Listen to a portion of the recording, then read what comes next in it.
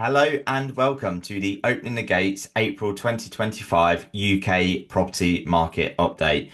So in this update, I'm going to be talking all things April from activity levels, house prices, what's happened following the stamp duty deadline, Liberation Day with Donald Trump and the tariffs, and what we have got potentially ahead in the market. So I'm going to jump straight into it, start sharing my screen as usual. Okay, so to start with, as always, on the market, i.e., properties for sale, April versus March. So the previous month, stock levels up just over 2%, up almost 10% on last year, and a whopping 31% up on the 6-year average. So you'll see a common theme throughout this recording, which is there is more property for sale. I probably say this every time, but stock levels are at about a 13-year high now. I don't think they've been as high since April 2012, or should I say April 13, beg your pardon. It's like 12, 13-year high. More competition for sellers. More choice for buyers. So sellers need to price competitively, choose the right agent, have very good marketing to stand out in a very saturated marketplace. But good news for buyers, having more choice, it's going to bring more buyers into the market. It's perhaps going to temper, if that's the right word, house price growth as well. It's positive to have house price growth in the market to enable more moves, but obviously too much house price growth can also cause stretches on affordability. So just quite a positive market at the moment, I would say, in that sense. In terms of new listings, good news, they're almost up 3% on March, 7.5% up on April last year, and again, strong 31.5% up on the 6-year average. So sellers are not being put off entering the market following the stamp duty changes, following the news on the tariffs from Trump. So real positives there. Now, sales agreed are down 3.5% on March, not unsurprising following stamp duty. Yes, there is going to be very much a stamp duty theme around this update. Up almost 4% on April last year, though, which is real positive news, and almost, well, just over 14.5% up on the 6-year average for April. So buyers are not being put off by the stamp duty changes, Trump tariffs, etc., etc. So real good sign there between the supply and demand in the market. Price changes, though, continuing issue. 1% up on last month, almost 19.5% up on last year, and a whopping 73% up on the 6-year average. Overvaluing is a real problem in the market. It has been for quite a while now with the mismatch and imbalance between buyer affordability and sellers' expectations. And look, there are a lot of estate agents out there fighting for business. And I think everyone knows watching this that there are going to be agents who overvalue to win the business, tie people into long contracts, and then get them to alter the price. I would have recorded several videos in the past around the negative connotations price reductions can have on property selling. But also some properties just do need price changes. You've got those sellers who are optimistic, want to test the market, not in any rush. So there's some great data out there as well on if you are to price change, the way to do it correctly. So if you're watching this and want to find out more about that, please do get in touch. I also do think being a glass half full rather than half empty, which I've probably said before, it's good news that estate agents and sellers are adjusting expectations in the market as opposed to just taking their property off the market. So a continuing theme is a reduction in the withdrawals from the market. So 41.5% compared to last month, 36% compared to a year ago, and 13% down 6-year average. So there's definitely committed sellers in the market, which is good news because that should increase the percentage of properties that actually do go on to sell. In terms of fall throughs, they are actually down on March. So there perhaps was a lot of people who assumed that fall throughs would increase following the stamp duty deadline, with people not meeting it, not wanting to pay the increased tax. But actually, all the sort of different data sources I've looked at has shown that fall throughs have actually been at a consistent level. However, they are up on April last year and almost 20.5% up on the 6-year average. So fall throughs are an issue.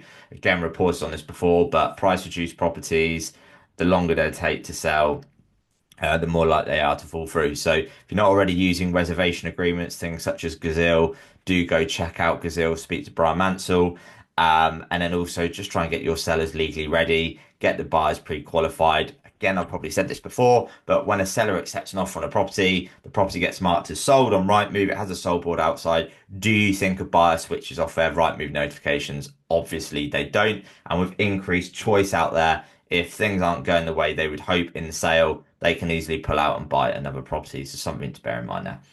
In terms of confidence from sellers, good news to see sellers re-entering the market, almost 4% up on March, even with the stamp duty changes, 34% up on last year, and almost 35% up on the 6-year average. So those sellers who perhaps tried in 22, 23, or end of 22 through 23, early 24, when the market was recovering from the mini budget hangover, they appear to be coming back to market. So definitely please do target withdrawn properties if you're not already doing so. Again, if anyone wants to discuss withdrawal strategies and content, please do reach out to me. I'll be very happy to discuss that with you.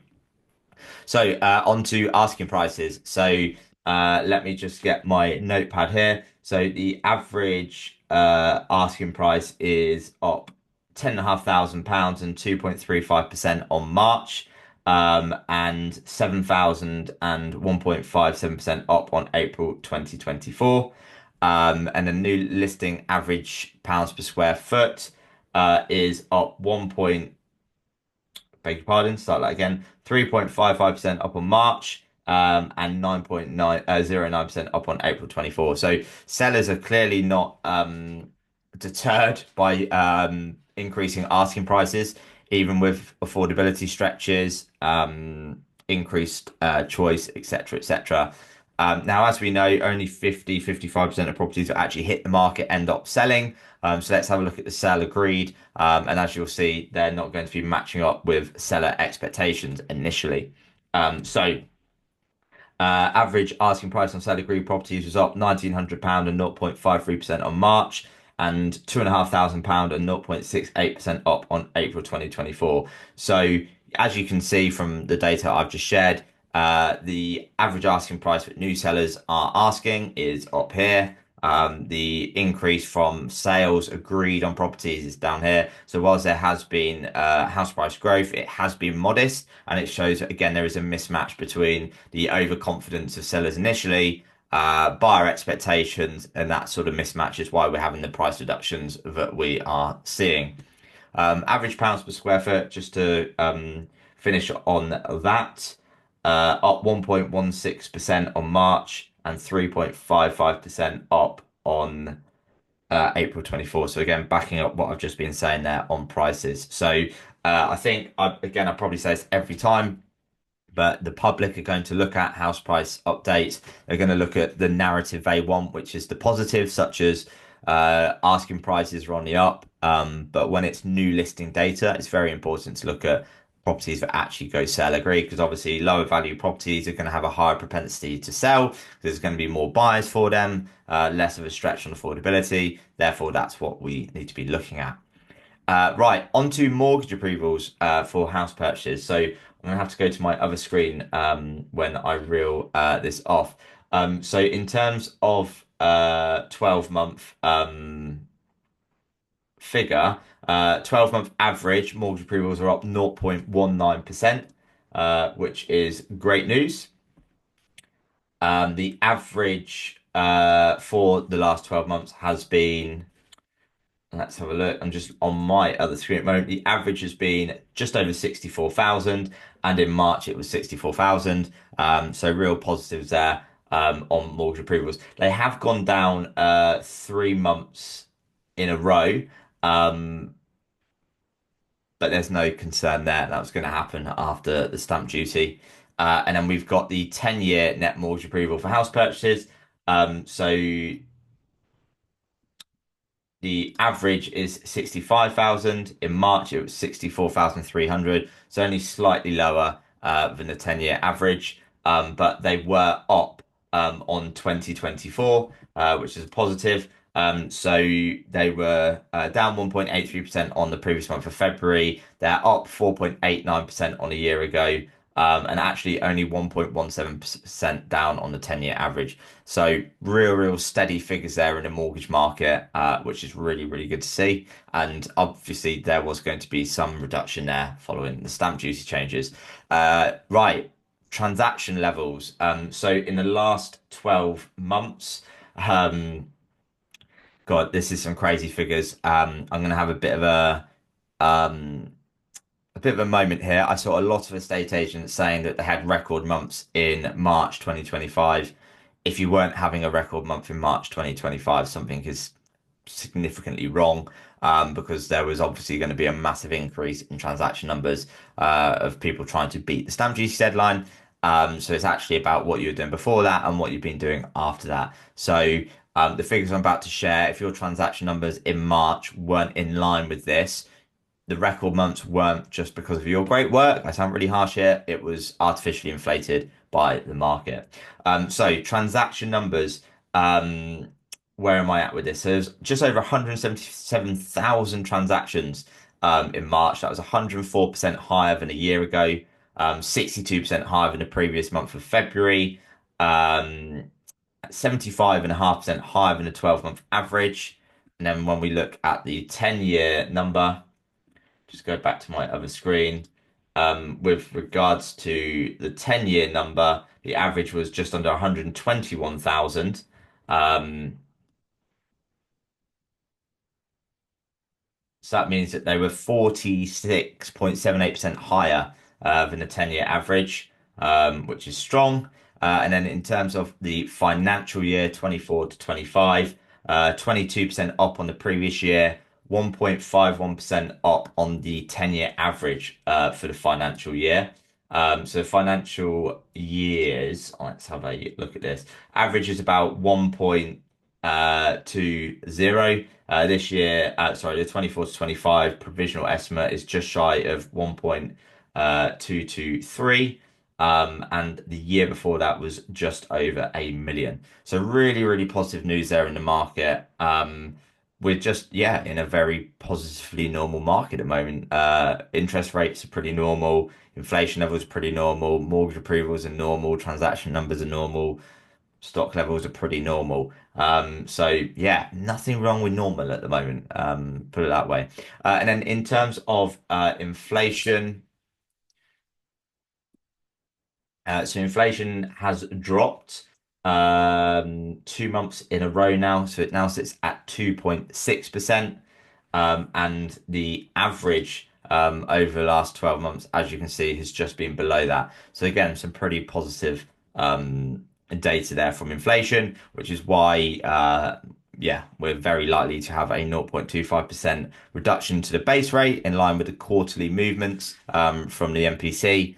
And we're seeing swap rates come down, and interest rates are steadily coming down as well, which is really, really positive news for the market. Last but not least, the major house price index update. So Rightmove, asking price of new listings up 1.4% on the month, annually up 1.3%. This was a new record in terms of the average asking price on Rightmove. And I think that that's the first time a record had been set.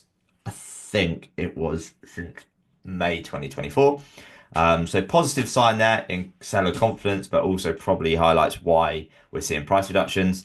Zoopla 268, 0.07% monthly change and 1.6% annually. Land Registry, I'm going to come on to this a bit later, but 268,000 monthly change, no, up 5.4%. Now, Land Registry typically is the single source of truth. It's mortgage data, it's cash data, but it is going to be looking at lagged data because anything that completed in March probably got sale agreed 3, 4, 5, 6 months before that, and probably went on the market 1 or 2 months before that. So you're looking at stuff from 6, 9 months ago. Now, market conditions weren't as good as they are now 6, 9 months ago, which gives me real confidence that we will continue to see increased transaction levels and also house price growth.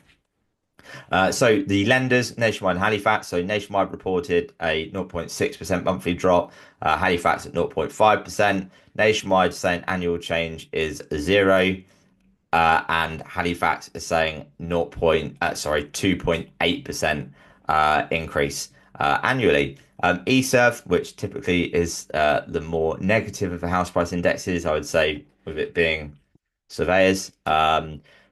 Just over £359,000, 0.10% up monthly, and they're saying down 1.4% annually. And then home.co.uk, £359,568, up 0.5% monthly, 1.4% annually. So taking all those house price indexes into account, the average house price in the UK currently stands at 314,000, so 0.14% monthly increase and 1.59% up on the year. So yeah, just stable housing market at the moment with everything we've had going on. Lots of positives to see in that. So I'm just going to real quickly through the house price indexes and what's been going on with them. So this is what I was just saying. So Rightmove have shown a 1.4% monthly increase at average asking price, which is larger than normal for April. Prices are 1.3% ahead of this time last year. New buyer demand is up 5%, which is positive to see. And as I said, the average asking price is a new record. Level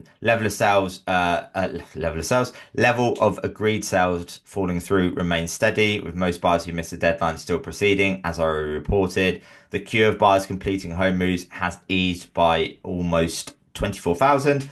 As many successfully beat the deadline. Just a point on that, this is not to slate any part of the industry, but probably more so directed at buyers and sellers, is that when there was a deadline in place, funnily enough, transactions happened a lot quicker.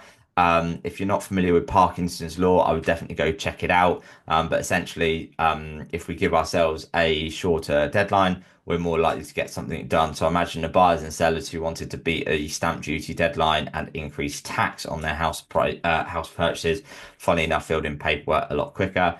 A shout out here. Yes, I do have an interest, but if you've not already spoken to Ross McKenzie in OpenMove when it comes to trying to fix the broken sales progression in this country, please do go speak to Ross, because I really do think OpenMove are going to make a fundamental change to the way people buy and sell property in the country.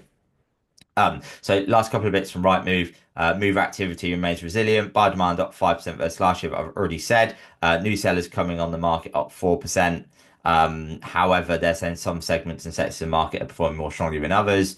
I would have reported on this before, but typically the southern part of the country, southeast, southwest London, is lagging behind Scotland, Northern Ireland, and the north. And Wales, I shouldn't forget either. Penultimate point, right, we've made the resilience of the market is going to be further tested by the impact of Trump's tariffs on the UK economy over the coming weeks and months. That is going to cause some nervousness in the air, which in my LinkedIn newsletter, you'll see that I talk about what confidence is like in the market at the moment. There's going to be a lot of nervous people out there, and it's our job as estate agents to advise people what's actually happening in the market rather than them just reading the sensationalized headlines, clickbait headlines that are just there to help sell newspapers and advertising space.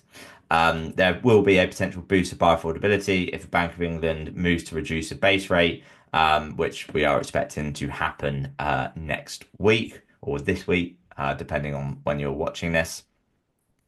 So that's some positives from Rightmove there. Just going through to Zoopla, buyer demand is up 1% on a year ago. New supply up 15% on a year ago. Stock of homes for sale up 12% and sales agreed up 6%. So you see it's positive in the market there in terms of buyer demand and sales agreed, but they're not growing. The demand and sales agreed is not growing at the same as supply and stock of homes for sale. Therefore, if that continues to grow in the way it is between two, that will temper house price inflation and also sales levels overall.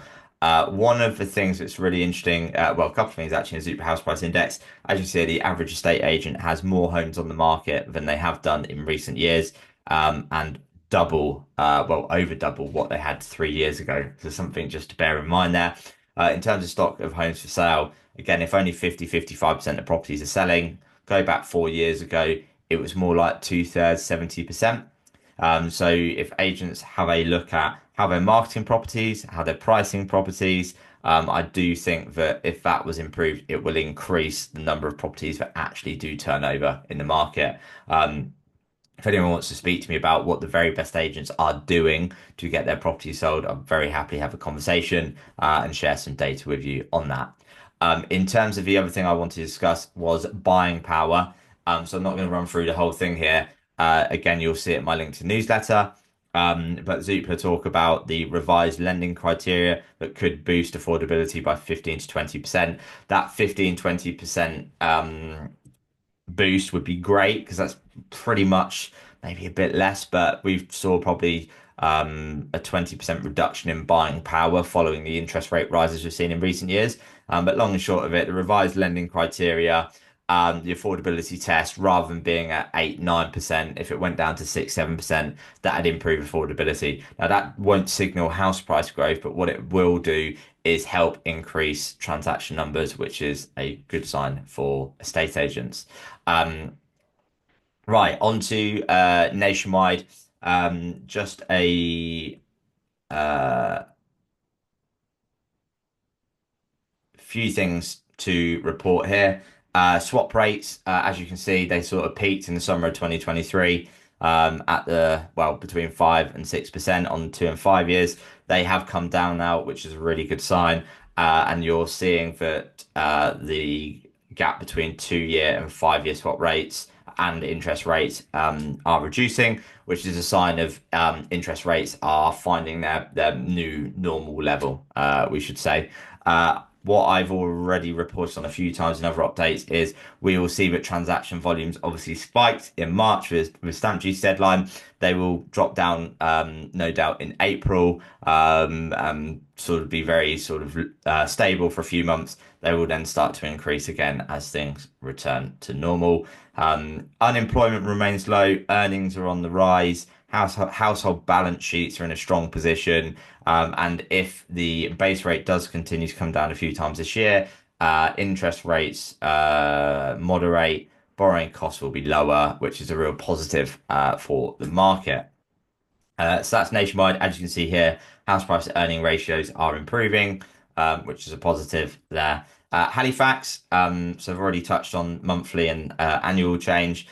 In terms of what they had to say, so house prices rose in January as buyers rushed to beat the March stamp duty deadline. However, with those deals now completing, demand has returned to normal and new applications are slowing, unsurprisingly. It's really interesting here. So their customers completed more house sales in March, sorry, than in January and February combined, and it included their busiest single day on record. So just going back to my thing about lots of agents having record months in March. Yeah, everyone did, from probably conveyancers, estate agents, removal companies, lenders, etc., etc. So they say, looking ahead, potential buyers still face challenges from the new normal of higher borrowing costs, a limited supply of available properties to choose from, and uncertain economic outlook. So when you compare where we are right now in terms of interest rates, stock levels, and what's going on in the economy, yeah, there's going to be nervousness. If you look at actually rather than comparing it to the last 5 or 10 years, it's all pretty normal. But further base rate cuts are anticipated, and as we already touched on from Nationwide, positive wage growth, mortgage affordability is improving slowly but surely, and along with everyone else, they're expecting modest house price growth this year, which is good to see. I've got Halifax in there twice, which is annoying, so never mind. eServe, right. So eServe normally pretty negative. Again, I'm going to be a bit harsh on surveyors today, but they're saying that the market overall is starting to turn. Rising wages and reduced housing costs give ground for positivity despite the challenging external environment. When isn't there a challenging external environment? And they're saying the market may strengthen as we move into summer, which is good to see. So the second paragraph, first quarter of 25 has shown encouraging signs, driven by improving household finances that we've already touched on, as we have with easing mortgage rates. Additionally, the rush to move home before the end of the stamp duty deadline obviously was a short-term boost, which again we've discussed. Affordability has improved. Wage growth continues, as I said. So they're hoping to see further momentum in the market as we move through spring into summer. So positives from them there. And then the bit I want to touch on as well is the penultimate paragraph. Obviously, the backdrop to all of this is both international and national uncertainty, how governments and central banks respond to this, with a continued search for growth in the economy, especially now post the announcements of US tariffs. The housing market potentially becomes an even more important locus for rebuilding economic momentum. Really interesting data I was looking at actually from Nationwide recently. I would have talked about this a few years ago, but Nationwide house price data goes back to 1952 off the top of my head. And if you look at that period, which what are we talking? That is 73 years. So in the last 70 to 75 years, every decade or yeah, whatever, 90% of the time, house prices are the same or go up. So going back to rebuilding economic momentum as I said in the penultimate paragraph there, investing in housing is a very safe bet, which is why as a country we continue to do it for a long-term investment. So yeah, very positive there. So yeah, basically not every decade you get 9 years of stability or growth. Once a decade you'll have a drop. So, for example, we saw a drop in 2023, but in the last decade, there'd obviously been a lot of growth there. And on that point, that leads in nicely to the latest house price index from Land Registry. So average house price 268,000, 5.4% annual growth, and then level for the month. So I've got this graph here as well from Land Registry. So the average house price in the UK 5 years ago at the start of COVID was £214,344. It now stands at £268,319, as you'll see here from this data. There we are there. Now, that means that in the last 5 years, there has been 25.18% growth in the market. And that means that your average UK homeowner is sat on £53,975 more equity than they were 5 years ago, plus what they've obviously paid off on their mortgage as well. Appreciate that will vary, but that's some really, really good growth there. A great marketing campaign to be doing. I had an estate agent I work with do something, 2, 3 years ago now. They did a direct mail campaign talking about equity growth. Would you like to know what this has done to the value of your home? Whether you're looking to move or not in the near future, it's always important to know what your house price is doing from moving to remortgage to investment to renovations to gifting money to a family member to be a first time buyer. It's always important to know. So, again, if anyone wants to know the exact content of that, which could be really good for direct mail, social media, email, newsletter, blog, video, etc., please do reach out to me. Right, final few bits on the house price index updates. So home.co.uk. A few bits to run over here.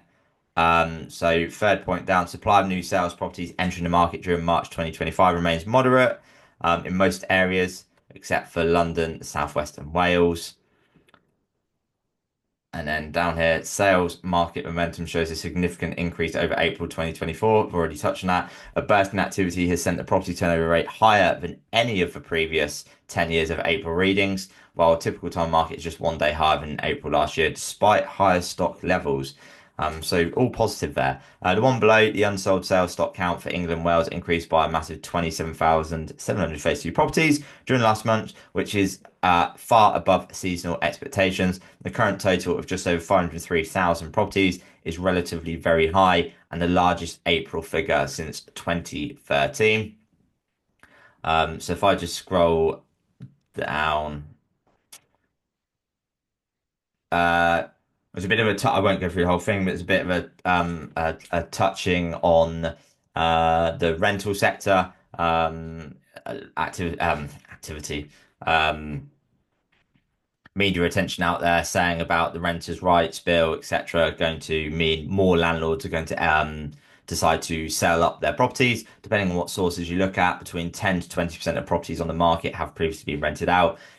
So if that does all go through, become law in July and is put into effect from October onwards, that potentially could see more landlords entering the market. That could impact, I mean, it'd be positive for transaction levels, but that could also reduce house prices.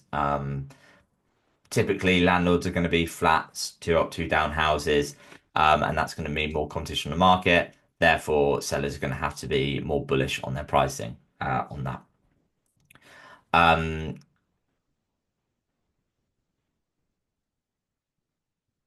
the other bits I've already touched on sales market turnover indicator. Um, Market turnover. So home.co.uk, their property turnover indicator shows a huge burst in activity. Already said that, reflecting the scramble to buy before the rise in stamp duty. This month's reading is significantly up on last year. Although they're saying questions arise around the sustainability of such a large flux of sales, properties moving through the market. Hopefully, that's not going to slow down how long things are taking at the moment. Although Property Mark do have something to say on that in the next update I'm going to show you, or the next tab, should I say. Although I think that that is, again, artificially inflated by things going through quicker as people try to beat the stamp duty deadline. It's already touched on this. As you can see, stock levels are at a 12-year high, considerably higher than they were during COVID, but actually just pretty normal levels for the last decade, which in my mind is a pretty healthy market. But sellers do need to price competitively. They need to have great marketing stand out, and they need to have an estate agent who is really proactive and not just sticking it on Rightmove. I probably say this quite often. I'm not sure if I say it on these updates, but is your property on the market or is your property being marketed? There is a big difference between the two. Agent A can just stick it on Rightmove, i.e., on the market. Agent B can have it being marketed, which is on Rightmove, on other portals, on social media, direct mail campaigns going out, matches being done within CRM, phone calls, emails, etc., etc. So being proactive there. I think again with the amount of choice of property, again some classic estate agency cliches. Property is on the market in competition, not in isolation. So need to remember that. And if we're being too ambitious on our initial asking prices, are we sitting on top of the market rather than actually being in the market? So very important on the pricing and marketing. There's some really good, I'm going to say, script, dialogue, language around those sorts of things for conversations you've been having in the living room. I know a lot of estate agents say it's all well and good saying that, Simon, but I'm going up against another agent. They're going to overvalue. They're going to quote a cheaper fee. Promise you, there are agents out there who are valuing lower than other agents and charging higher fees and still winning the business. There is also a checklist I'd recommend you look at on whether you should take on those listings. I call it the opening the gates baker's dozen. So if you want a copy of that document, feel free to reach out to me and I can send that over. And then just to finish off on this bit, stock levels, again, I've just been discussing it. Probably the most important chart in the current market. I've been talking about stock levels for ages now. So shot up during the last month. They're higher than the seasonal expectations. The unsold totals increased by an unprecedented almost 28,000 during March, strongly suggesting that demand is already waning. Kind of touched on that with the data from Rightmove and Zoopla. Supply of new instructions during the same month was little changed, but demand is dropping down, hence what they're saying. Stock levels haven't been as high since April, and that was in the dark days of 2013. Remember that when we're still recovering from the '08 financial crisis. This sharp rise could be the first sign of a much bigger glut of unsold stock. The inevitable market correction would be very painful for home prices. Previously voiced expectations are partially confirmed without significant cuts in mortgage interest rates. Excessive amounts of sales stock will accumulate on the market throughout Q2 and then lead into price falls of Q3, Q4. It's very interesting there. I think that what we've seen is that interest rates below 5% have shown house price growth. But interestingly, stock levels, if they continue to rise, at which they do, if interest rates don't move too much, I can understand what they're saying. I think they might be being a little bit negative there, but obviously only time will tell. I think that's kind of it from home.co.uk. The other thing I'll just say actually is average time in the market they're saying is 174 days, so just about 6 months if my maths is right. So yeah, unsold stock has been on the market typically for about 6 months. Loads of properties to go after as second-hand stock. Don't believe what you say, read online. 100% there is a second-hand market to go after. If you need any help on how to target those properties from strategies to content, again, reach out to me. You can have a conversation on that. Right, Property Mark and Rick's are the last two I'm going to go through. So I typically find that eServe, Property Mark, and Rick's tend to be the more negative ones of all the house price indexes. So apologies for anyone who is aligned with any of those. To run through These bits. Prospective buyer registrations decreased in February, not unsurprising when the stamp duty deadline was upon us. But viewing numbers climb as we progress to springtime, so that is really good to see that whilst there is less buyers, those buyers in the market are definitely active, which is positive. New supply climbs slightly when compared to previous month. Again, we've already touched on that.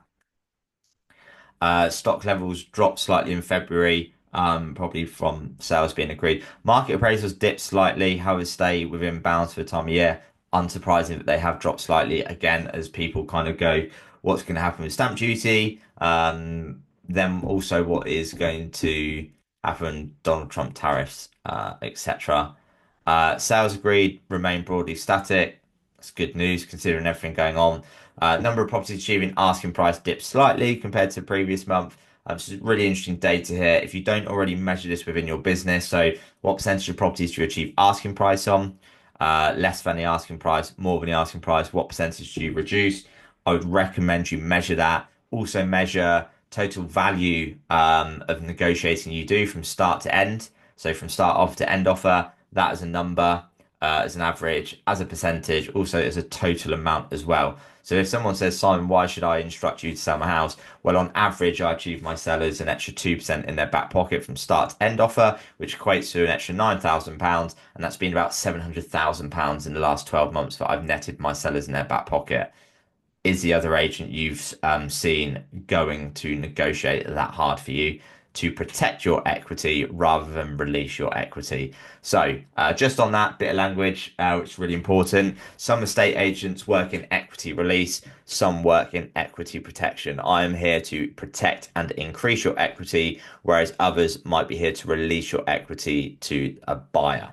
Now, time taken to exchange, I touched on this earlier, remains high, but is showing encouraging signs of slowing, trending downwards once again. I think that's more to do with the stamp duty deadline being hit. Shout out to OpenMove. Please do go speak to Ross there about what OpenMove can be doing to help speed up the painfully slow process that we have at the moment. And then last but not least is Rick's. I'm not really going to run through this. It's very sort of text heavy. But as I said, surveyors tend to be pretty negative. Market conditions weaken amid an increasingly challenging macro backdrop, they say. Bar inquiries and agreed sales move deeper into negative territory. House prices largely flat at the headline level. Near-term expectations now consistent with a weaker outlook for activity. I think without going too much into all the data on this, when you think of I'm being stereotypical here, when you think of a surveyor and they're going to say when the house sale has been agreed, they go out to do a valuation and they want a comparable within a quarter of a mile within the last 6 months that's completed. You've got to think from the logical point of view rather than the emotional one. They are going out to protect the bank's money and make sure that the buyer is not overpaying. So they're always going to be on the more cautious and arguably negative side. There are quite a few instances in recent years where I've helped estate agents stop down valuations taking place. So again, if you want any help on data, if you've ever got a surveyor who is being a pain when it comes to trying to down value, please do contact me. I'll very happily help with that. So that is the end of the April 2025 market update. I hope you have enjoyed it. Stay tuned as I will be back in June to report on May. Let's see how the market has continued to evolve a couple of months on from stamp duty deadline and Liberation Day. And no doubt by the time I record the next one, there's probably something else crazy that's going to happen in the world politically or economically that might impact on confidence in the market. If you've liked what you've watched, please do literally like this, comment, feedback to me, subscribe, share it with other people. And yeah, it just leaves me to say thank you very much for watching, and I will see you again in a month's time. Take care.